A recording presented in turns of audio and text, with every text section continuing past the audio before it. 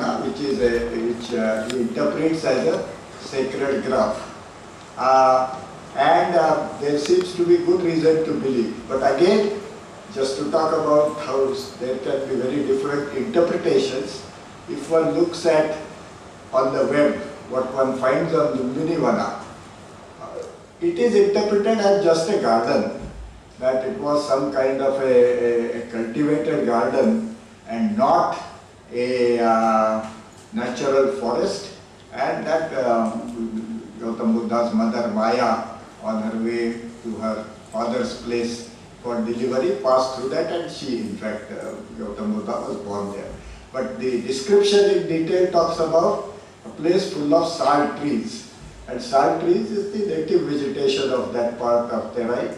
So it really must have been a natural forest and not a cultivated garden. But actually accounts I found on the web all talk about Lumbini Vana as a cultivated garden, presumably because it is there. Then Kosambi also talks in his this essay in Myth and Reality on the fact that the Greeks talked about Diana, their goddess Diana, who is the goddess of the woods or the goddess of the hunters, of sacred groves being dedicated to her, and the fact that in many cultures there was this tradition of sacred groves.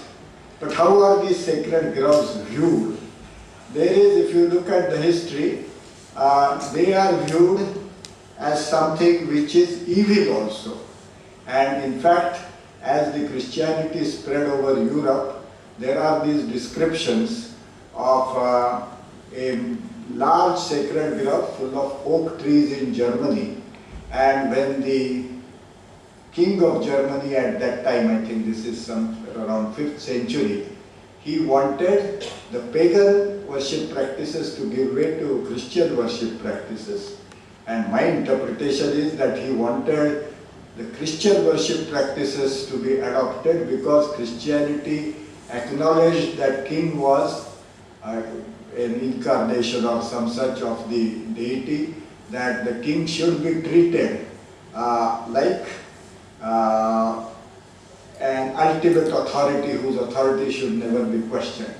The pagan practices like these, which acknowledge hundreds of local deities, of course cannot acknowledge king as some supreme deity whose authority should be accepted, and that's my interpretation as historians you will know why as Christianity spread, the kings strongly supported it, and in fact the account of the destruction of this major oak grove in Germany says that along with the felling of the grove, some large number, I forget, 4,300 people were also massacred in the process.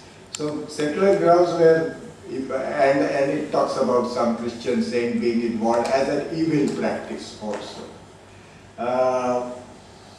The same tradition of seeing sacred groves as something not quite good, as maybe today simply as blind faith, which is to be discarded, but also as an impediment, comes out in this account. Francis Buchanan, who was employed as a surgeon by the East India Company, when in 1802, Tipu Sultan had just been defeated and East India Company had taken over large areas which were erstwhile Tipu Sultan's territory. They asked Francis Buchanan to travel over the countryside and write, I think it's a very interesting account, historical, called A Journey Through Deccan Carnatic or something, Tipu's erstwhile territories. And there is an interesting mention of a sacred grove near Karwar during his travels, and he says that it is obviously just a contrivance to keep East India Company from claiming its rightful property.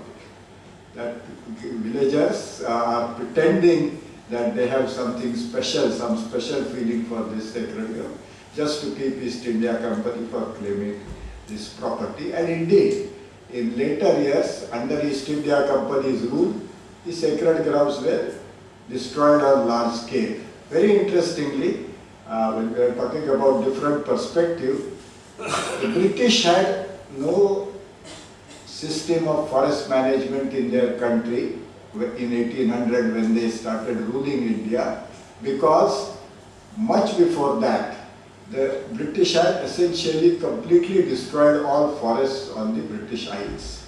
So there were no forests to manage and there were no forest managers. So they brought a German, Dietrich Brandis, because on the continent, in particular in Germany also, there were still large forested tracts and there were forestry scientists whom they could bring in. Interestingly enough, I was talking about these sacred groves which was wiped out many centuries earlier as Christianity spread in Germany.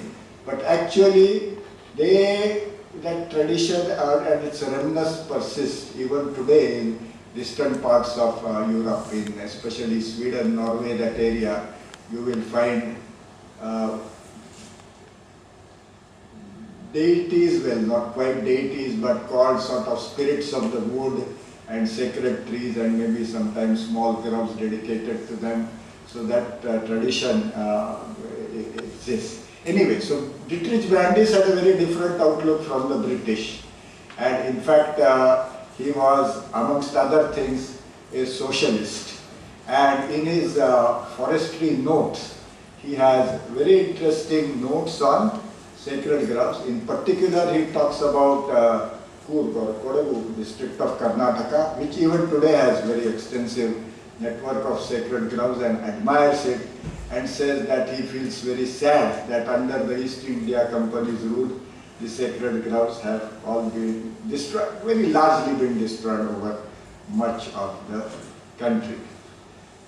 Just to talk about other kind of traditions and other lines of evidence. So in the literature, you find interesting reference, interesting evidence which you can see. In Mahabharata, when the Pandavas were in their Vanavasa, there is an interesting chapter called Mrugaswapna Bhaya, that the beasts of the jungle came in a dream to Dharmaraja and told Dharmaraja that you are hunting so mercilessly that you will wipe us out. So let us revive. You go somewhere else, spend a few months somewhere else, and maybe then if you wish come back. But don't go on staying in one place and hunting all of us. So the notion that if you hunt excessively in one given locality, there will be depletion, and therefore indeed there are these kind of traditions you find interesting evidence. Or there is this description, Devadaru, the Devadar tree, and there are indeed even today very beautiful sacred groves of Devadar trees in Uttarakhand area. In Kalidasa's Raghuvamsha, you have this shloka describing Amam Purah Pashyasi Devadarum Putri Krutosa Vrishabhat Vajena. The Devadaru tree, which has been adopted as a son by Shiva, Yo Hema Kambas Kumbhas Tananisrutanam Skandasya Matu Payasa Amrasadya, and who has been nurtured by being watered from a vase shaped like Parvati's breast by Parvati herself. Anyway, or there are interesting description. Keshav Sut is a well-known Marathi poet, and in fact today the best network of sacred groves still existing is in Ratnagiri, Sindhudurga and Goa, and then parts of Uttar Kannada, Dakshin Kannada areas. And he has this description, Zago Zagahi Datalya Nibidaki, Rahatya Ranati. Rahati is a word like pan in Konkani here. So Devarahati in Ratnagiri is a Devarayi or a sacred grove.